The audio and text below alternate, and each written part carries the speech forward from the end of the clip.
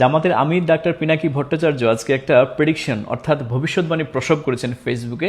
তিনি বলেছেন যে এবারের নির্বাচনে যদি বিএনপি হেরে যায় তাহলে তারেক রহমান দেশ ছেড়ে পালিয়ে যাবেন। বিএনপির অধিকাংশ নেতাকর্মী জয়েন করবে এনসিপিতে এবং কিছু জয়েন করবে জামাতে ইসলামে, এবং 2031 সালের মধ্যে বিএনপি বিলুপ্ত হয়ে যাবে এবং দেশে সুখের সংসার করবে তার দল জামাতে ইসলাম এবং এনসিপি। চলেন আমরা আলোচনা করি কেন জামাতের দুই আমির ডাক্তার শফিকুর এবং ডাক্তার পিনাকি এরা কেন নিজেদেরকে অতি আত্মবিশ্বাসী এবং অন্যদেরকে কেন খড়কুটোর সমান মনে করে রাজনীতির মাঠে হচ্ছে এরকম উদ্ভট রকমের বক্তব্য দিচ্ছেন। 1 নাম্বার, আমরা অবশ্যই জিতব, এই টাইপের কথা বলা এটা একটা রাজনৈতিক স্ট্যান্ডবাজি, এর সাথে বাস্তবের কোনো বিশ্লেষণ নেই। সাধারণত নির্বাচনের আগে কোনো দলই তার পরাজয়ের সম্ভাবনাগুলোকে স্বীকার করে না। এটা একটা পলিটিক্যাল সাইকোলজি অর্থাৎ রাজনৈতিক মনোবিজ্ঞানের একটা কৌশল। বাইরে নিজেদের অতিরিক্ত আত্মবিশ্বাস দেখানো মানেই যে ভিতরে তার শক্ত অবস্থান আছে, এটার কোনো রাজনৈতিক এবং ঐতিহাসিক কোনো প্রমাণ নেই। 2 নাম্বার, সাইকোলজিক্যাল ওয়ারফেয়ার অর্থাৎ বিরোধী দলের মানসিক শক্তি ভাঙার চেষ্টা। দেখেন, এ ধরনের পোস্টের মূল উদ্দেশ্যই হলো বিএনপির নেতাকর্মীদের মধ্যে ভয়, সন্দেহ এবং হতাশা ঢুকিয়ে দেওয়া। হারলে দল ভেঙে যাবে এই টাইপের ন্যারেটিভ স্থাপন করে বা মাঠে ছড়িয়ে মাঠের কর্মীদের মনোবলকে দুর্বল করাই পিনাকি ভট্টাচার্যের এইরকম পোস্টের মূল উদ্দেশ্য।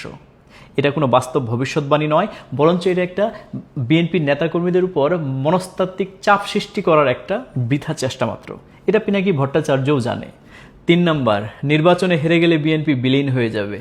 এটা একটা বুলশিট এবং পিনাকি ভট্টাচার্যের একটা রাজনৈতিক পঙ্গু ন্যারেটিভ।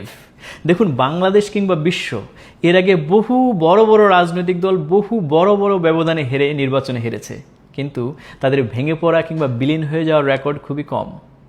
বিএনপি এর আগে 1996 এবং 2008 সালে খুব বড় ব্যবধানে হেরেছে, বিএনপি ভেঙে পড়ে নাই, বিএনপি বিলীন হয়ে যায় নাই। সুতরাং দল ভাঙার বা বিলীন হয়ে যাওয়ার যে গল্প বা ন্যারেটিভ পিনাকি ভট্টাচার্য পেতেছেন বা মানুষের মধ্যে ছড়ানোর চেষ্টা করছেন, এটা একটা বিশ্লেষণ নয়, এটা শুধুমাত্র একটা কল্পনা এবং একটা বোগাস ন্যারেটিভ। 4 নাম্বার, 2031 সাল পর্যন্ত এত সুনির্দিষ্ট ভবিষ্যৎবাণী করা পিনাকি ভট্টাচার্যের একটা সস্তা রাজনৈতিক ফ্যান্টাসি।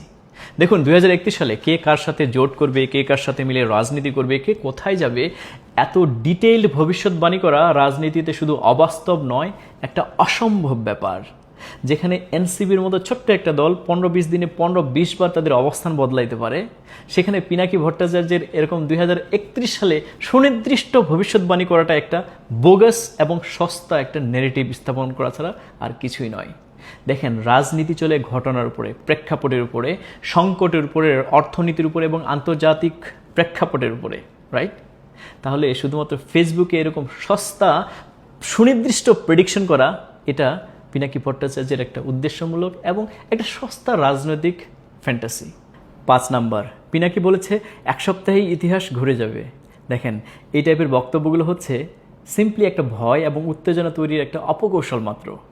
এই টাইপের বক্তব্যগুলো বাজারে ছাড়া হয় সাধারণত একটা আবহাওয়া তৈরি করার জন্য, যাতে তাদের সমর্থকদের মনোবলটা চাঙ্গা হয়, আত্মবিশ্বাস বাড়ে, এবং তাদের উদ্দেশ্য হচ্ছে বিরোধীদের মনোবলটাকে একটু ডাউন করা বা ভেঙে দেওয়া। এটা রাজনৈতিক ন্যারেটিভ তৈরিকারক যারা আছে তাদের একটা সস্তা ন্যারেটিভ মাত্র।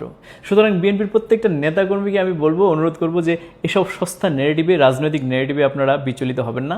উনি নিজেও জানে যে এসব সস্তা ন্যারেটিভ একটা বাতাসের মধ্যে বাড়ি মারার সমান, এতে কোনো কাজ হবে না। আপনারা আপনাদের রাজনৈতিক উদ্দেশ্য, মিশন, ভিশন নিয়ে জনগণের কাছে যান, তাদেরকে বোঝান, এবং 12 তারিখে জনগণ তাদের ভোটাধিকার প্রয়োগের মাধ্যমে সঠিক সিদ্ধান্তটা নেবে ইনশাআল্লাহ। ধন্যবাদ।